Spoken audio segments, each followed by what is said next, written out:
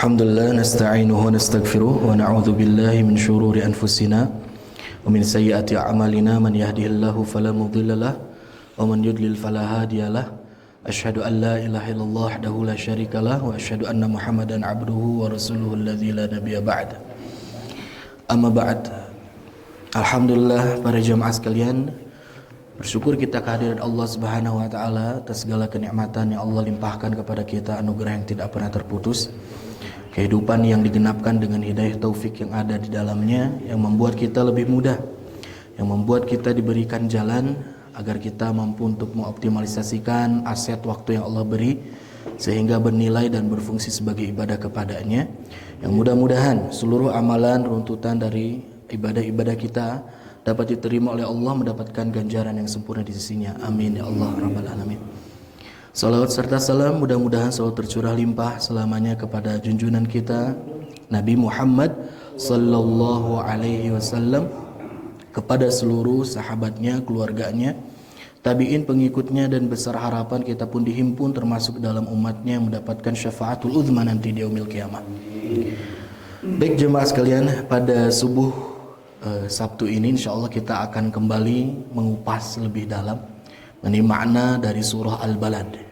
Sebelum masuk ke surah Al-Balad, seperti biasanya kita akan buka dengan pembacaan Asmaul Husna dan juga salat atas Nabi. Baik, kita baca Asmaul Husna bersama-sama. Ya Allah, Ya Rahman, Ya Rahim, Ya Malik, Ya Quddus, Ya Salam, Ya Mu'min, Ya Muhaimin, Ya Aziz, Ya Jabbar, Ya Mutakabbir, Ya Khaliq, Ya Bari, Ya Musawwir, Ya Ghaffar, Ya Qahhar, Ya Wahhab, Ya Razzaq, Ya Fattah, Ya Alim, Ya Qabid, Ya Basit, Ya Khafid, Ya Rafi', Ya Mu'iz, Ya Mudhil, Ya Sami', Ya Basir, Ya Hakam, Ya Adil, Ya Latif, Ya Khabir, Ya Halim, Ya Azim, Ya Ghafur, Ya Shakur, Ya Ali, Ya Kabir, Ya Hafid, Ya Muqit, Ya Hasib, Ya Jalil, Ya Karim, Ya Raqib, Ya Mujib, Ya Wasi', Ya Hakim, Ya Wadud, Ya Majid, Ya Ba'id, Ya Shahid, Ya Haqq, Ya Wakil, Ya Qawi, Ya Matin, Ya Wali, Ya Hamid, Ya Muhsi, Ya Mubdi, Ya Mu'id, Ya Muhyi, Ya Mumit, Ya Hayyu, Ya Qayyum, Ya Wajid, Ya Majid, Ya Wahid, Ya Ahad, Ya Samad, Ya Qadir, Ya Muqtadir, Ya Muqaddim, Ya Muakhir, Ya Awwal, Ya Akhir, Ya Zahir, Ya Batin, Ya Wali, Ya Muta'ali, Ya Bar, Ya Tawwab, Ya Muntaqim, Ya Afu, Ya Rauf, Ya Malikal Mulki, Ya Dzal Jalali wal Ikram, Ya Muqsit,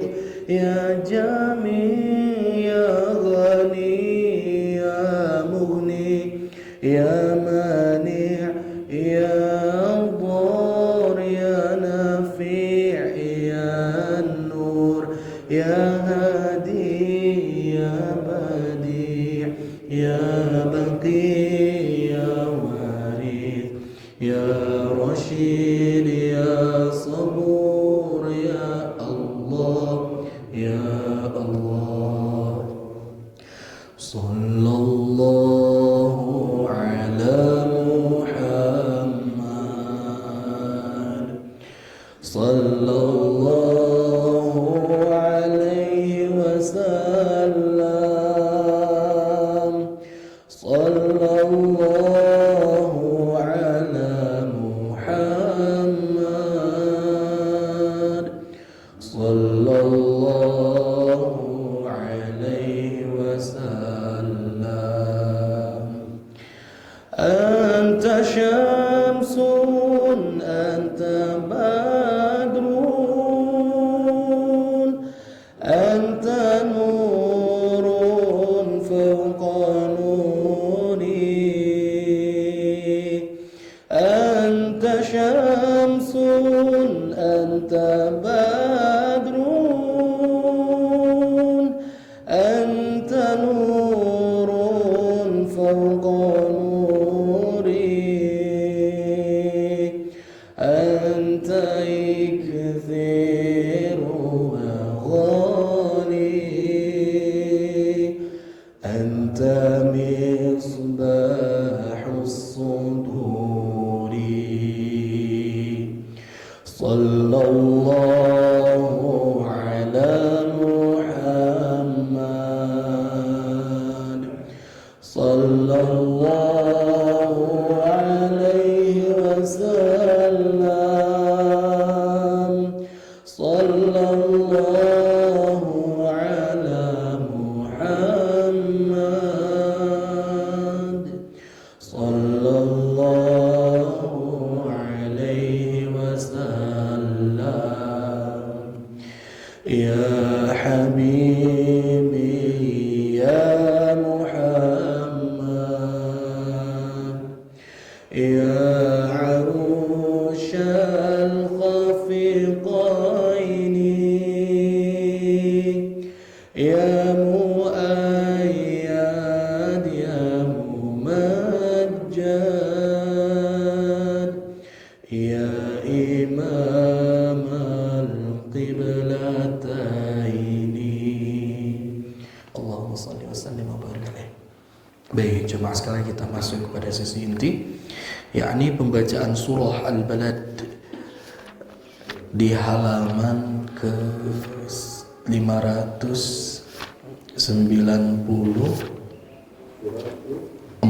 surah nomor ke 90 ya. Kemarin 89 surah Al-Fajr, sekarang 90 Pak. Surah Al-Balad halaman 594. Kita baca dari ayat yang pertama sampai yang terakhir. Baik, kita akan mulai dengan pembacaan ta'awudz, isti'adzah dan juga basmalah bersama-sama. A'udzu billahi minasy syaithanir rajim.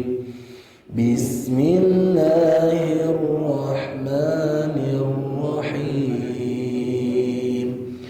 La uqsimu bihadzal balad wa anta hillun bihadzal balad wa walidin wa ma walad laqad khalaqnal insana fi kabad ayahsabu an lan yaqdir alayhi ahad yaqulu ahlaktu malan lubada ayahsabu an lam yarahu ahad alam naj'al lahu 'aynayn wa lisanan wa shafatayn وهديناه النجدين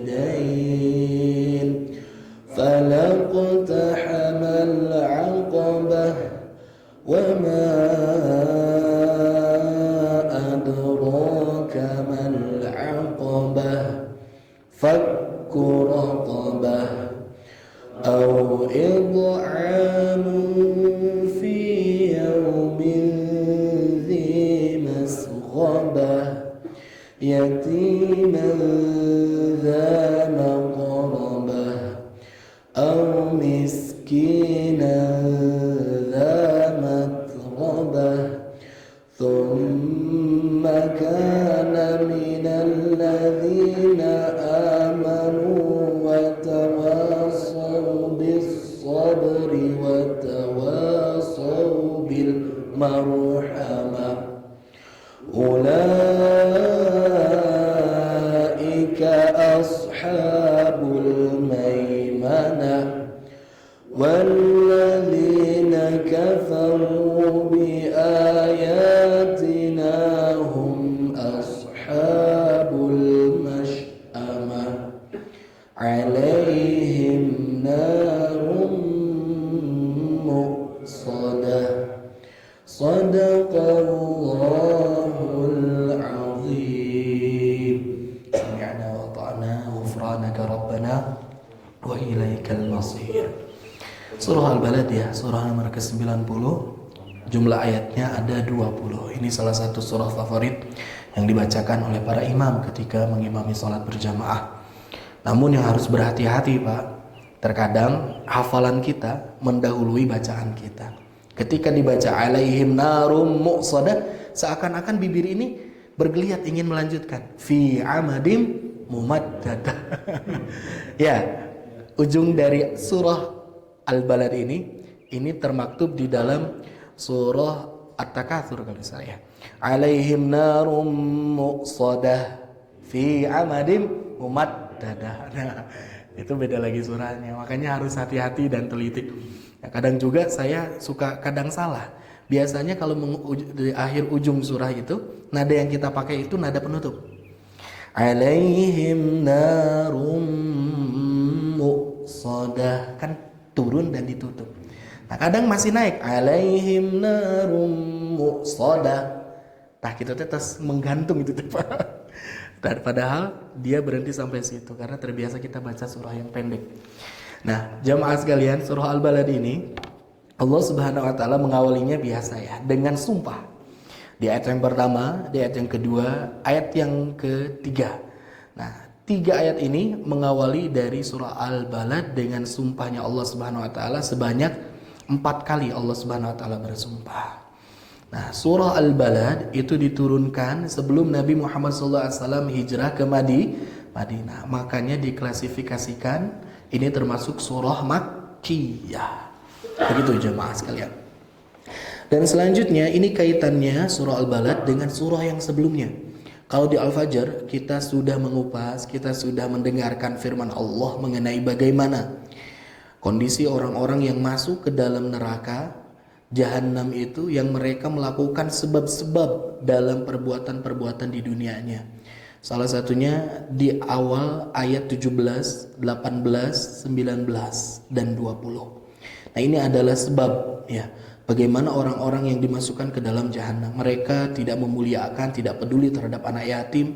Mereka tidak memberikan makan terhadap orang-orang yang miskin, tidak memberi bantuan, dan mereka menghabiskan harta yang Allah berikan, warisan yang ditinggalkan kepada mereka dengan aklal lama, ya, tidak peduli mengenai bagaimana halal dan haramnya, baik dan batilnya, dan mereka menjadi orang yang begitu tamak terhadap dunia. Nah, itu adalah sebab-sebab seseorang yang dimasukkan ke dalam jahanam. Adapun di surah Al-Fajr ini kebalikannya jemaah. Kalau itu sebab masuk neraka, di surat Al-Balad ini mohon maaf, ini diceritakan, di dalamnya digambarkan oleh Allah bagaimana sebab-sebab seseorang bisa mendapatkan surga. Nah, di ayat yang berapa? Kita akan bahas di ayat yang ke-11, ayat yang ke-12, ayat yang ke-13, 14, ayat yang ke-15, dan ayat yang ke-16. Ini adalah rentetan ayat yang menjadi bandingan dari surah Al-Fajr. Kaitannya seperti itu. Di ayat yang pertama kita akan lihat bersama-sama, la uqsimu, ini adalah bentuk qasam. Kata Allah Subhanahu wa taala, aku bersumpah bihadzal balad, dengan negeri ini. Hadza, ini, al-balad, negeri. Dengan ini negeri aku bersumpah, kata Allah Subhanahu wa taala. Yang dimaknai dengan al-balad di sini adalah negeri Makkah. Maka di dalam bahasa Arab, dalam Quran banyak Pak ungkapan dan diistilahi untuk menggelari Mekah. Pertama itu adalah al-balad. Rabbaj'alni baladan thayyiban. Ada dalam Al-Quran itu seperti itu. Itu doanya Nabi Ibrahim. Balad. Yang kedua bisa berbentuk mirip dengan balad, baldah. Baldah thayyibah wa rabbun ghafur. Itu pun sama ya. Maknanya itu adalah negeri Mekah. Dan juga selanjutnya yang sering kita dengar, Masjidil Haram. Itu sebutan untuk Mekah Al-Mukarramah. Selanjutnya apa lagi? Ummul Qura.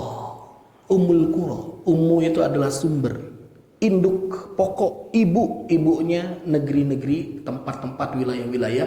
Itu sumbernya adalah Makkah Al-Mukarramah. Kata Allah seperti itu. Udah gitu Makkah pun diistilahi disebut dengan Bakkah. Bi Bakkah mubarakah.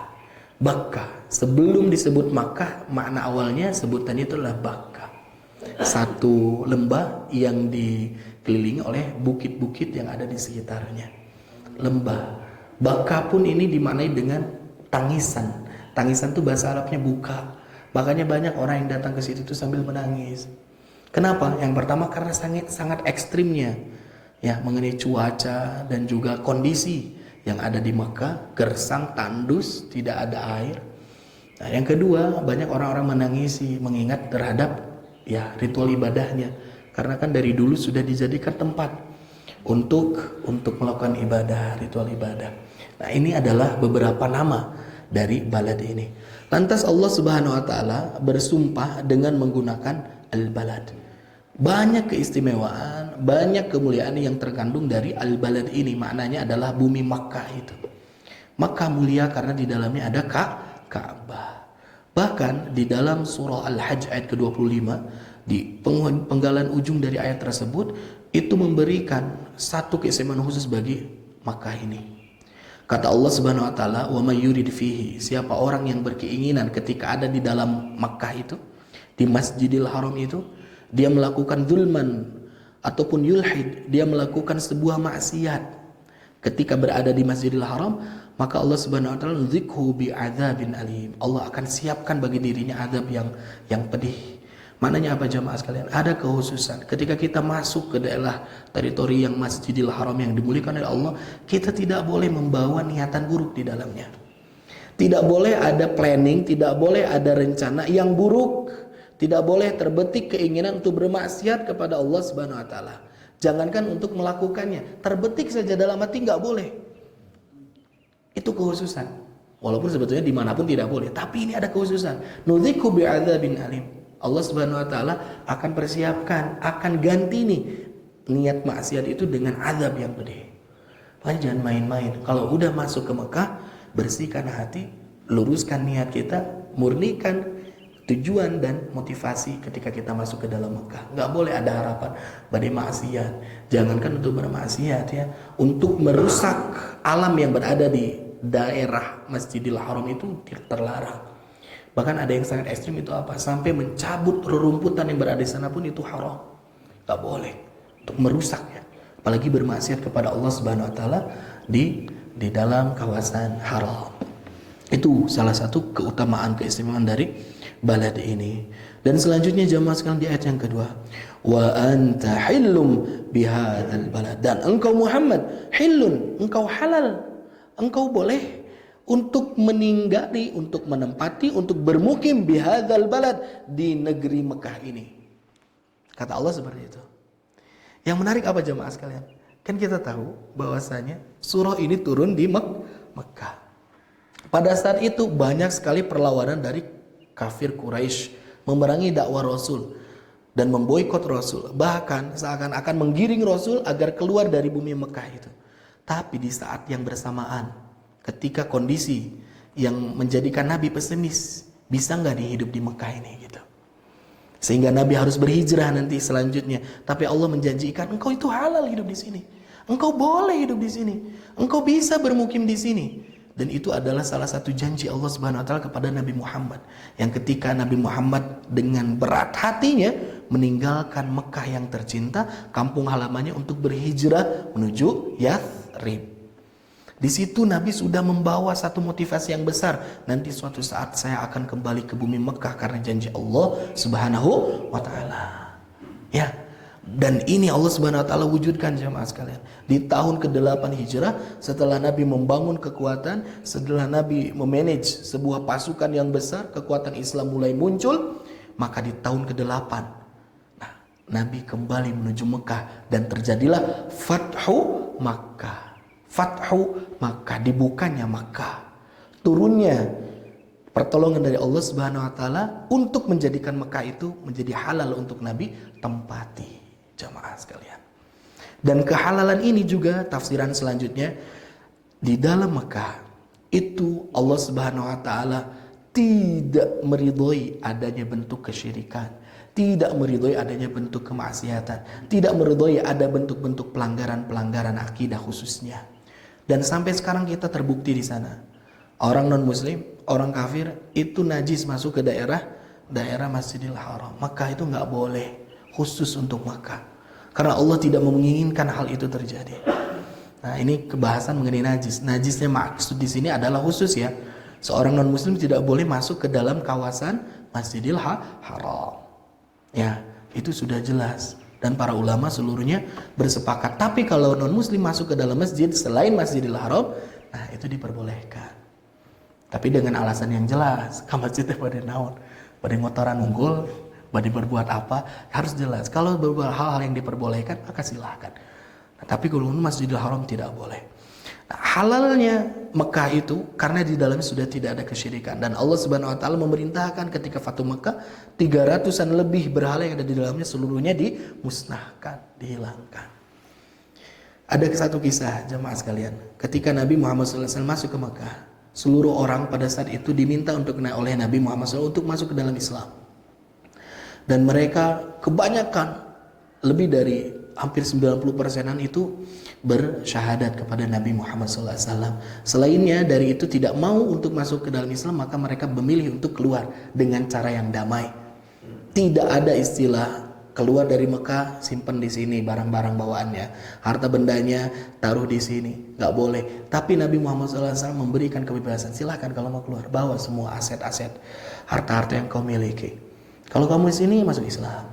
Nah, ada di antara seorang yang dia itu udah sempat masuk Islam, namun dia murtad. Namanya Ibnu Khattal. Ibnu Khattal itu dia masuk Islam sebelum datangnya Fathu Makkah.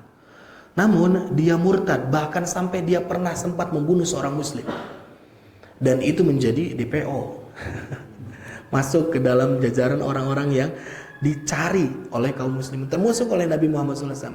Ketika terjadi Fathu Makkah, ini riwayatnya begitu sahih ya, sorry bisa dipertanggungjawabkan.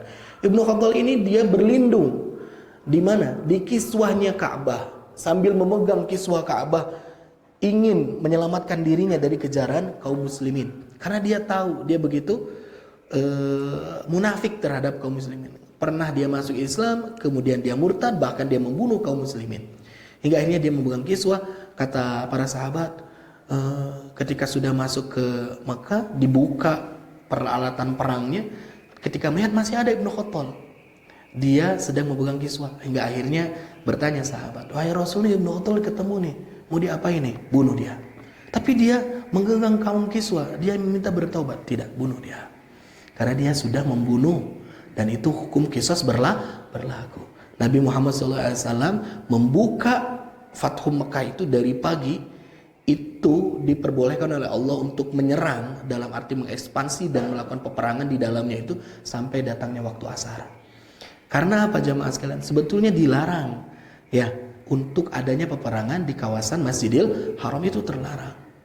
Tapi Nabi Allah Subhanahu wa taala menghalalkan hal itu, menghalalkan peperangan untuk dibukanya Mekah, namun dengan waktu yang terbatas. Waktu asar sudah beres peperangan, dari pagi sampai asar, cepat sekali. Dan pada saat itu Ibnu Khattal akhirnya binasa. Tafsiran yang kedua dari ayat yang kedua ini, wa anta hillum bihadzal balad, ini menceritakan bagaimana bengisnya tabiat dan juga harapan keinginan orang-orang kafir terhadap Nabi. Nabi itu ingin dihalalkan darahnya oleh mereka, maknanya itu. Pendapat para ulama yang kedua, wa anta hillum bihadzal balad, engkau wahai Muhammad, engkau berada di dalam negerimu ini, engkau sudah dihalalkan darahmu, engkau sudah dihalalkan nyawamu oleh orang-orang kafir Quraisy yang ingin membunuhmu.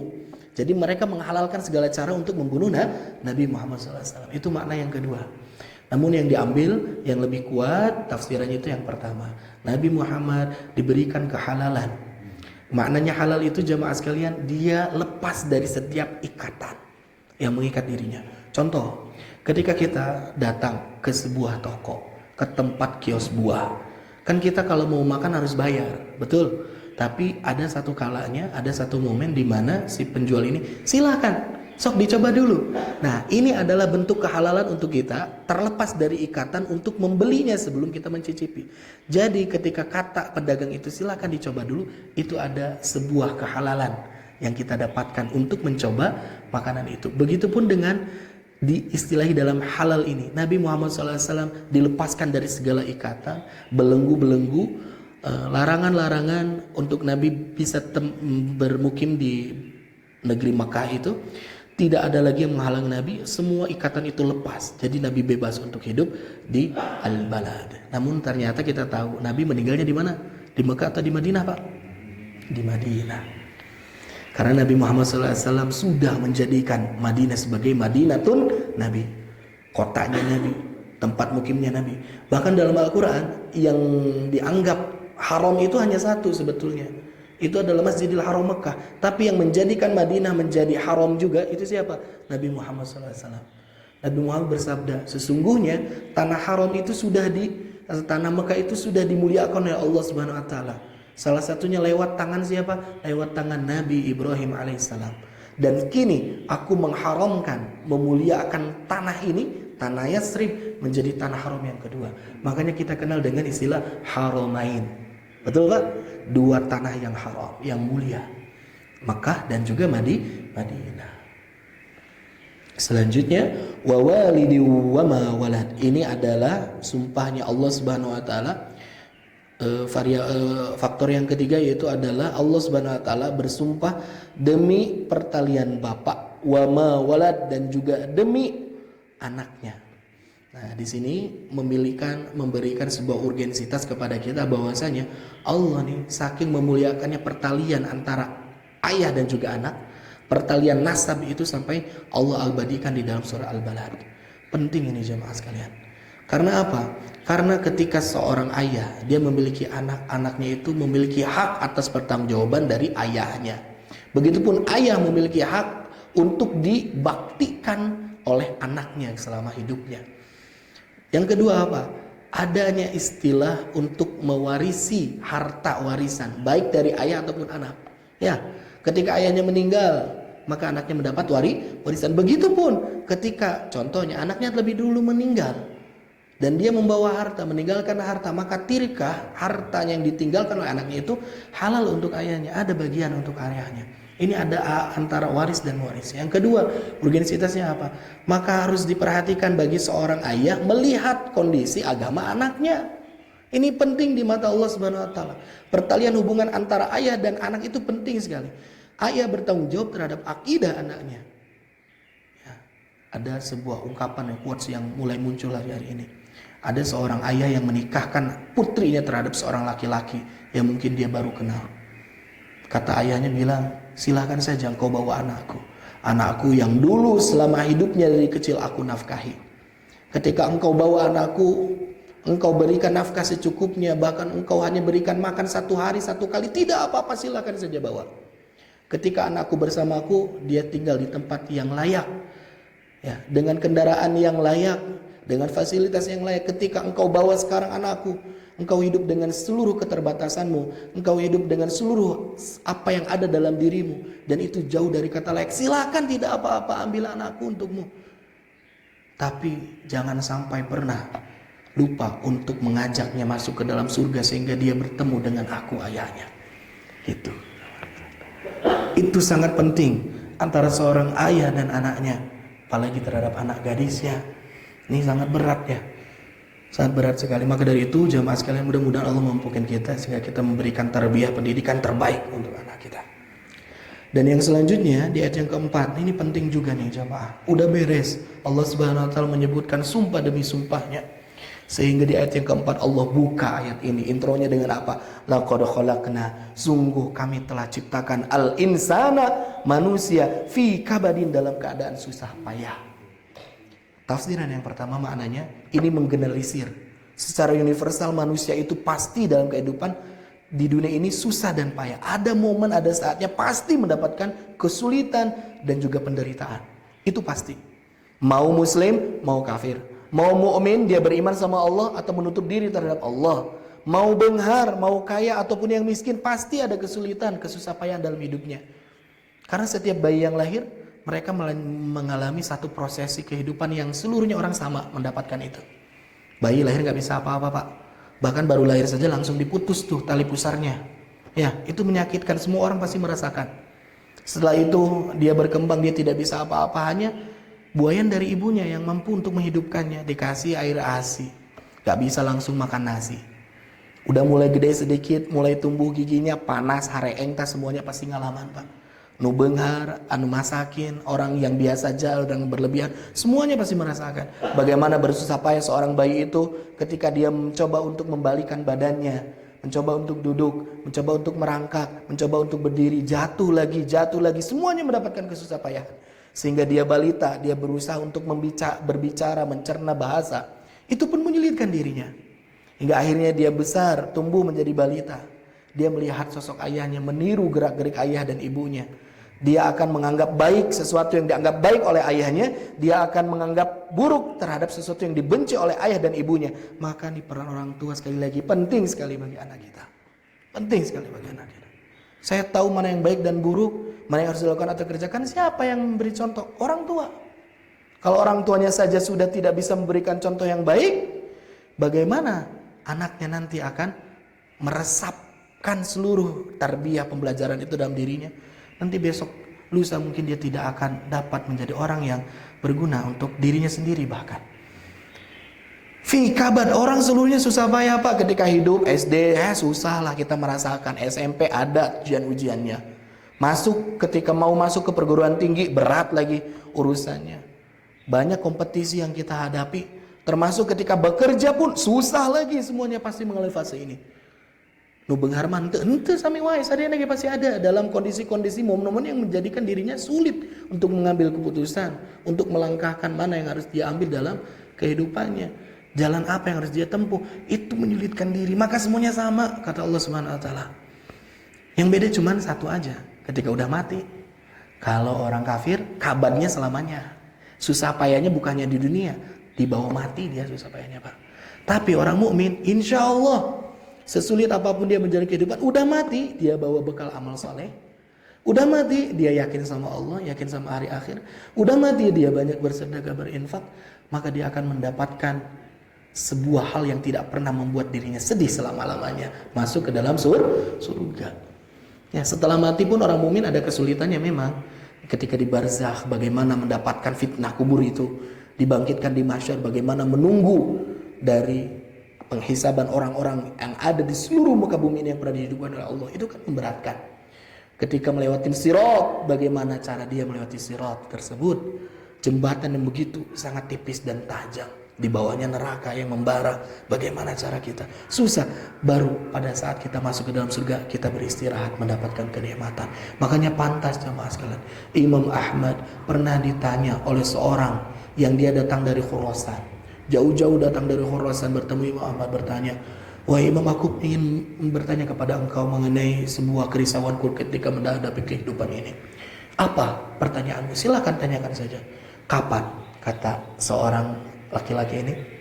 Mata nash'uru ta'mar raha." Kapan saatnya kita merasakan istirahat yang sebenarnya? Karena saya rasakan hidup di dunia ini lelah jemaah, capek. Ibadah pun ada lelahnya, betul? Betul. Karena manusiawi. Kapan nih saatnya kita roha? Kata Imam Ahmad, roha bagi seorang mukmin adalah ketika kakinya diletakkan di dalam surga.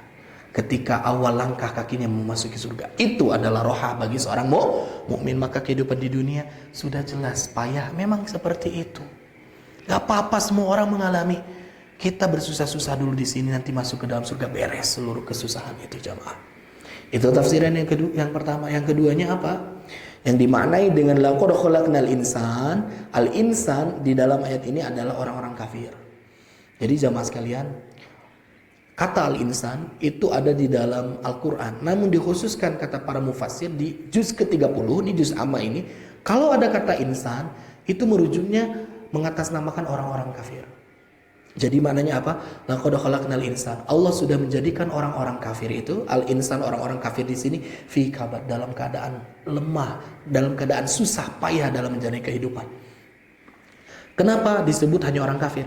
Karena orang mukmin, walaupun dia lelah, dia punya iman. Karena orang mukmin, ya mohon maaf, karena orang mukmin ketika dia lelah, dia ingat ada yang menenteramkan jiwa dia.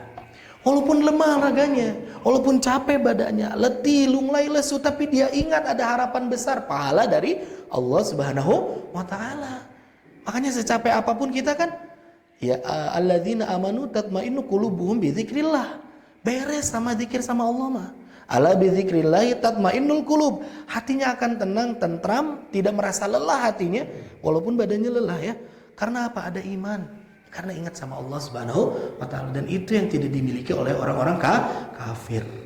Capek dia hidup di dunia. Ketika mati capek 2 kali, selama-lamanya lagi.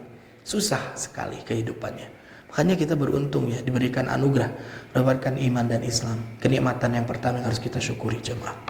Di ayat yang kelima, ayahsabu an la yaqdiru alaihi ahad. Baru di sini Allah Subhanahu wa taala memberikan satu pertanyaan yang menggugah.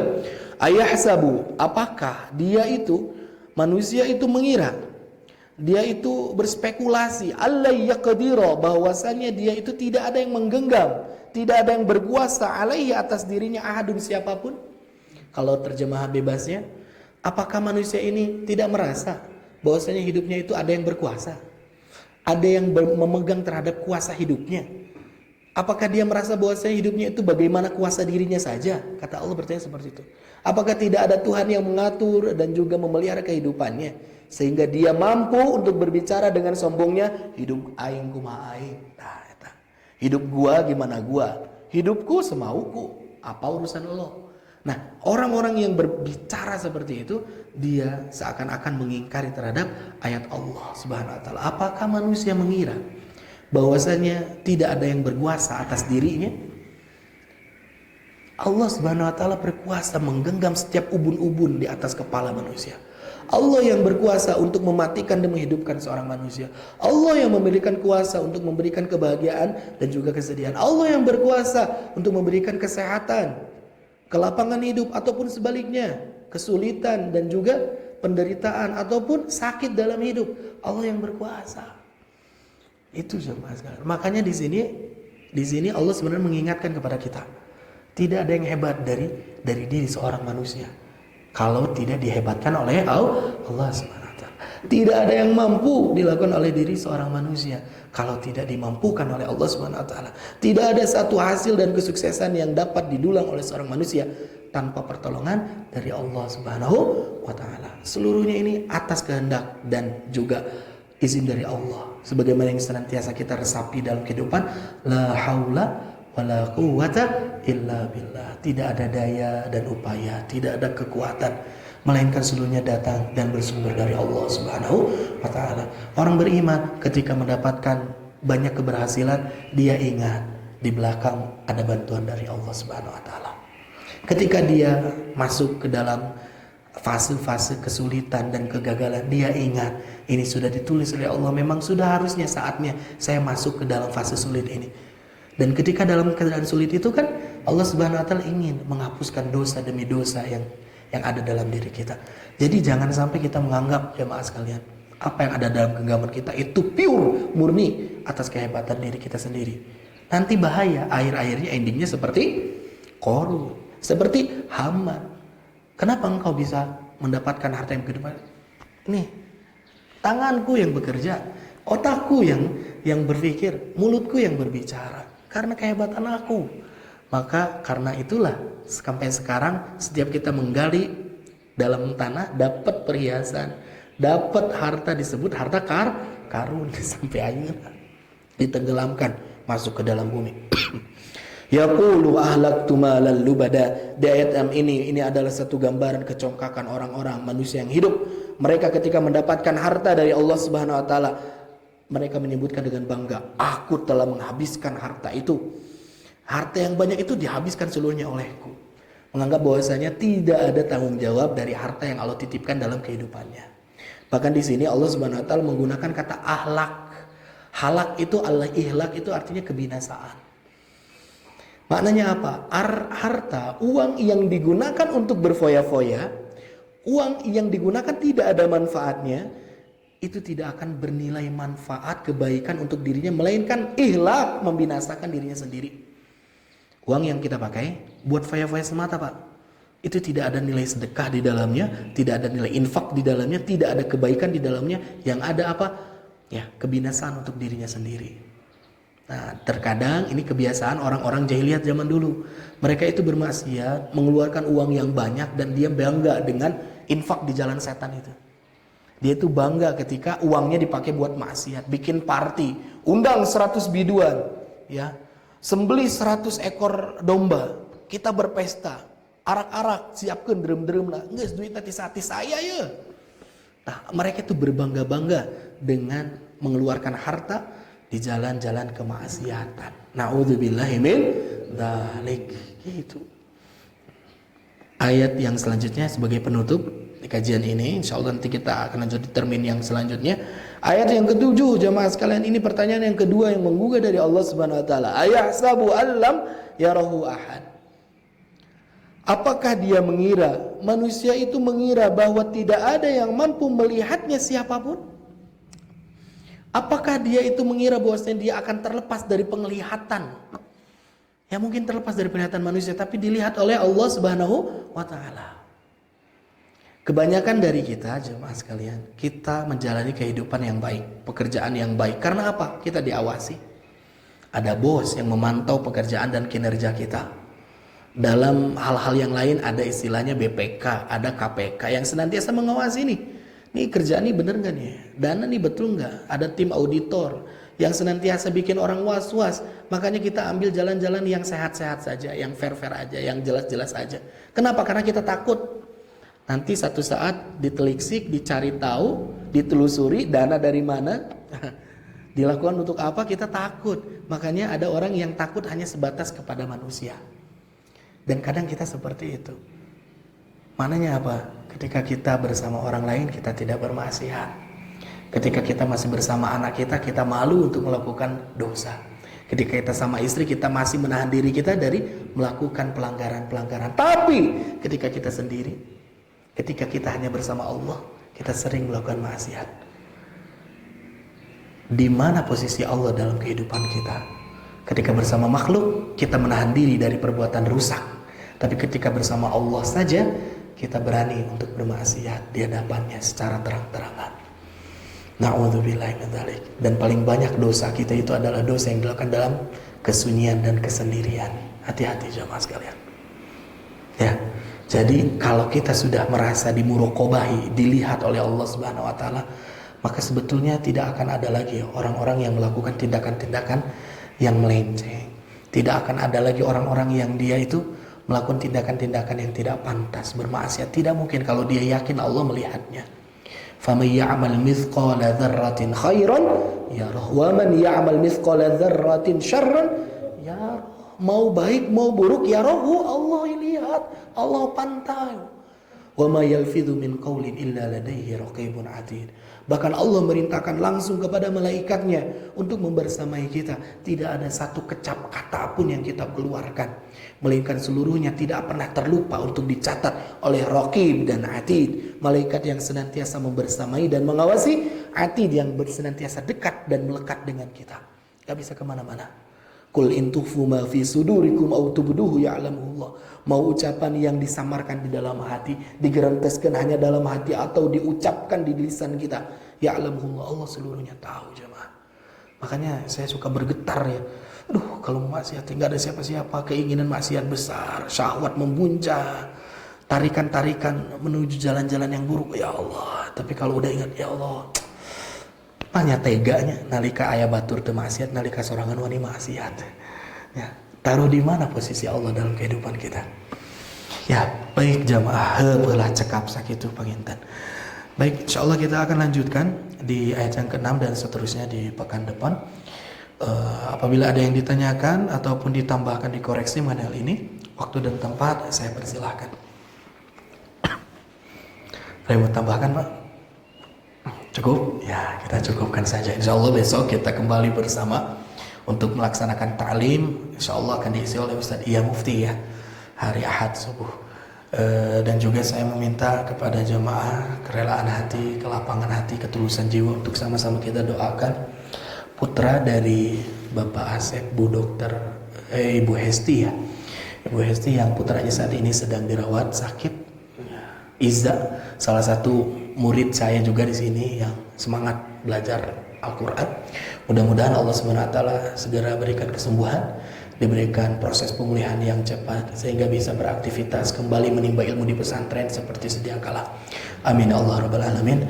Allahumma salli wa sallim wa barik ala nabiyyina wa habibina maulana Muhammadin wa ala alihi wa sahbihi ajmain. Allahumma rabban nas adhibil ba'th wa ashfi man tashafi la shifa illa shifauka shifaan la yughadiru saqaman bi rahmatika ya arhamar rahimin. Allahumma ighfir lil mu'minina wal mu'minat wal muslimina wal muslimat al ahya'i minhum wal amwat innaka sami'un qaribun mujibud da'wat fa ya qadhiyal hajat. Rabbana hab lana min azwajina wa dhurriyyatina qurrata a'yun waj'alna lil muttaqina imama. Hasbunallahu ni'mal wakeel, ni'mal maula wa ni'man nasir bihaulika ya rabbi. Allahumma inna nas'aluka hubbaka wa hubba man yuhibbuk wal 'amala alladhi yuballighuna hubbaka. Allahumma inna nas'aluka ridhaka wal jannah wa na'udzubika min sakhatika wan nar. Allahumma inna nas'aluka min husnil khatimah. Amin ya Allah ya rabbal alamin.